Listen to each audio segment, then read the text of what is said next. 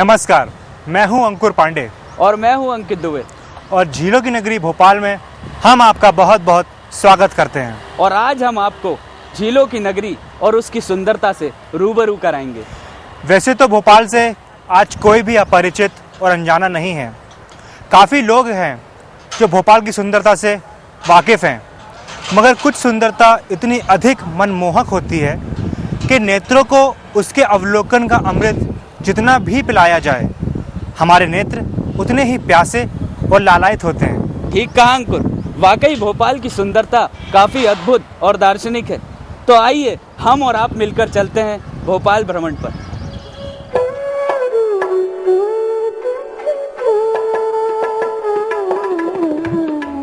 ये है मध्य प्रदेश की राजधानी भोपाल।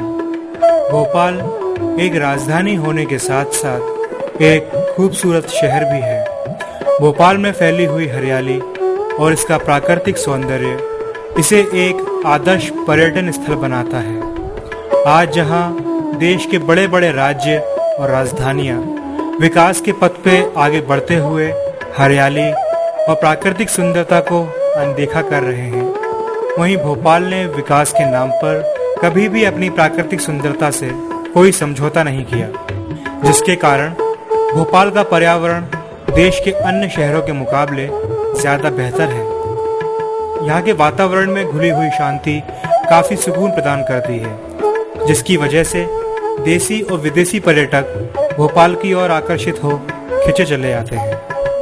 भौगोलिक दृष्टि के अनुसार भोपाल मालवा पठार की ढलान पर स्थित है, इसलिए जंगलों और पहाड़ों ने अपना प्राकृतिक भंडार भोपाल को सौंप दिया है, जो वास्तव में भोपाल के सौंदर्य को रमणीय एवं धन्य बनाते हैं। इसलिए कभी कभी भोपाल की सुंदरता को देख मस्तिष्क में जो परिकल्पना जागृत होती है, वह वर्तमान की एक अलग ही दुनिया की अनुभूति कराती है।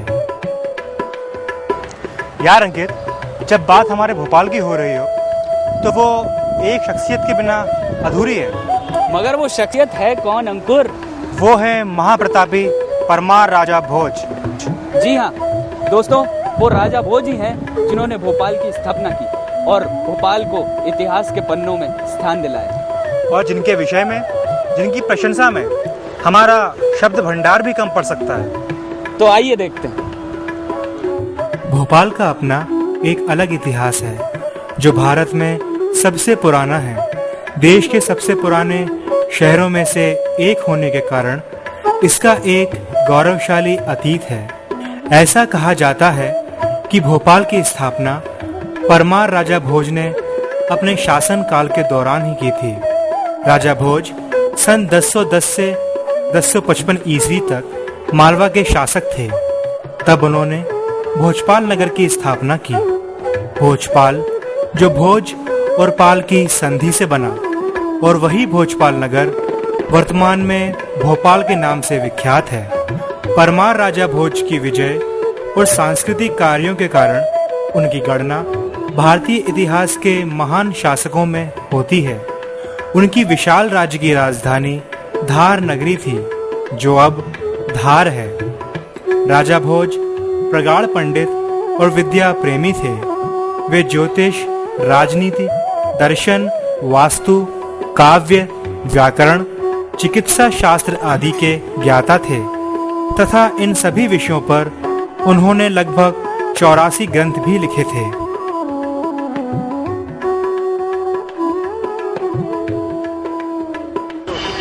भोपाल की सुंदरता के संदर्भ में सबसे रोचक तथ्य है यहाँ की हिंदू और इस्लामी संस्कृति का मिश्रित समावेश। जी हाँ, भोपाल के शासकों की भिन्नता के कारण इस शहर का प्रतिनिधित्व हिंदू संस्कृति का माधुर्य करता है और सांस्कृतिक विरासत एवं वास्तु में इस्लामी सभ्यता का प्रभाव है। इसलिए भोपाल को मंदिर और मस्जिदों का शहर भी कहा जाता है। तो आइए एक नजर देखते हैं। भोपाल की किस्सा गोई हो और यहाँ की मस्जिदों का जिक्र ना हो तो कुछ छूट जाता है।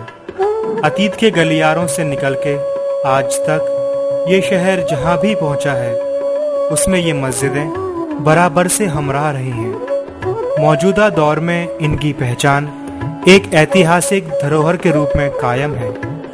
नवाबी काल में बनी ये मस्जिदें अपनी स्थापत्य कला के कारण दुनिया में एक मुकाम हासिल किए हुए हैं। वास्तव में यह भी एक संयोग ही है कि दुनिया की सबसे छोटी मस्जिद भोपाल में है, तो वहीं एशिया की सबसे बड़ी मस्जिदों के रूप में जानी जाने वाली ताजुल मसाजिद भी भोपाल की शान बनी है। भोपाल की इन मस्जिदों के साथ एक रोचक तथ्य भी जुड़ा है, वो ये कि भोपाल की ज़्यादातर मस्जिदें महिलाओं द्वारा बनवाई गई हैं। भोपाल रियासत कालखंड के अलग अलग दौर में नवाब बेगमों ने भोपाल की मस्जिदों का निर्माण कराया। नवाब सिकंदर जहां बेगम ने अपने शासन काल में मोती मस्जिद का निर्माण कराया। इसका निर्माण कार्य सन 1806 ईस्वी में संपन्न हुआ। इस मस्जिद की शैली दिल्ली में बनी जामा मस्जिद के समान है, लेकिन आकार में यह उससे छोटी है। इस मस्जिद में लाल रंग की 2 मीनारें हैं जो ऊपर से नुकीली और सोने के समान लगती हैं। वहीं ताजुल मसाजिद की नींव शाहजहां बेगम ने रखी थी, लेकिन वे अपने जीते जी इसे पूरा होते नहीं देख सकी। बाद में ये मसाजिद मौलाना इमरान खान साहब की कोशिशें और भारत सरकार की दखल के बाद सन 1974 में पूरी तरह से बनकर तैयार हो सकी। गुलाबी रंग से रंगी इस विशाल मसाजिद की 2 गुंबदनुमा मीनारें हैं, जिन्हें मदरसा के तौर पर इस्तेमाल किया जाता है। वहीं कुदसिया बेगम ने सन 1820 में गौहर महल का निर्माण कराया। बड़ी झील के किनारे बना गौहर महल कला का अनूठा उदाहरण पेश करता है। वहीं ये महल हिंदू और मुगल वास्तुशिल्प का एक बेहतरीन नमूना है। भोपाल की मस्जिदों ने जहां भोपाल को एक अलग पहचान दी है, वहीं भोपाल के मंदिर भी भोपाल के इतिहास का एक अभिन्न अंग हैं। अरेरा पहाड़ियों के निकट बड़ी झील के दक्षिण में स्थित लक्ष्मी नारायण मंदिर बिड़ला मंदिर के नाम से विख्यात है। इस मंदिर की सुंदरता अद्भुत है। इस मंदिर के विषय में एक अद्भुत बात यह भी है, इस मंदिर की जितनी ऊंचाई है उतनी ही गहराई इसकी नींव की है, जो अपने आप में एक कमाल की विशेषता है। इस मंदिर की सुंदरता एवं इसकी कलाकृति रमणीय है, जो यहाँ आने वालों को आकर्षित करती है। वहीं भोपाल की छोटी झील के किनारे स्थित ऐतिहासिक काली जी का मंदिर भोपाल के तीर्थ स्थान के रूप में विख्यात है। छोटी झील और इसके किनारे स्थित काली जी के मंदिर का मिलन अतुलनीय है। ये मंदिर पिछले कई वर्षों से भोपाल वासियों की श्रद्धा और विश्वास का प्रतीक है।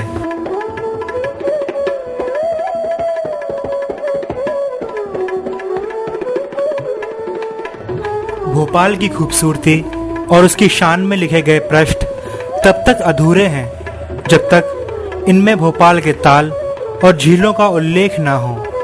और ये है भोपाल का बड़ा ताल, किसी विशाल सागर के किनारे खड़े होने जैसा सुखद एहसास की अनुभूति कराता ये भोपाल का बड़ा तालाब, जो भोपाल की लाइफ लाइन है।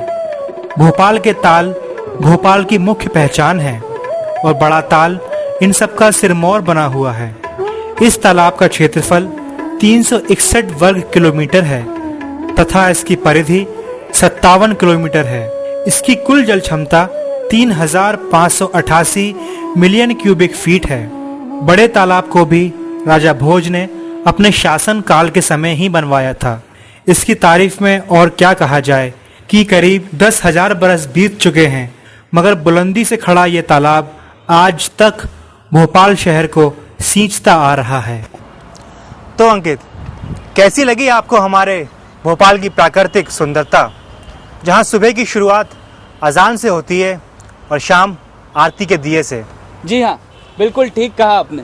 भोपाल के विषय में जितना कहा जाए उतना कम है। यहाँ प्रेम है, शांति है और सुकून है। जी हाँ, और हम तो आपसे यही कहेंगे कि भोपाल की इस प्राकृतिक सुंदरता को हमेशा यूं ही बनाए रखें। पेड़ पौधों को नष्ट करके, सीमेंट और मिट्टी के पहाड़ों को खड़ा करके इसको क्षति ना पहुंचाएं। बिल्कुल, और ऐसा कुछ भी ना करें जिससे भोपाल की प्राकृतिक शांति भंग हो। धन्यवाद। धन्यवाद। नमस्कार, मैं हूं अंकुर पांडे। और मैं हूं अंकित दुबे। मैं हूँ अंकुर पांडे। यार ये क्या है? वाकई अंकुर, ठीक कहा आपने। भोपाल की सुंदरता है ही इतनी मनमोहक और अद्भुत कि लोग नो प्रॉब्लम नो प्रॉब्लम। मानो जब जल्दी करना पड़ेगा, उड़ा के दो उसको। अपने से कभी नहीं हिलता है। ये तुमको करना है, जल्दी जल्दी इसको दिखाओ आकर। हैं? बंद कर कट। बोल दे तेरे डायलॉग्स पे से लेंगे। यस भाई मैं बोल दूं? अरे नहीं सर, ये पूरा ही लेते हैं। अरे यार क्या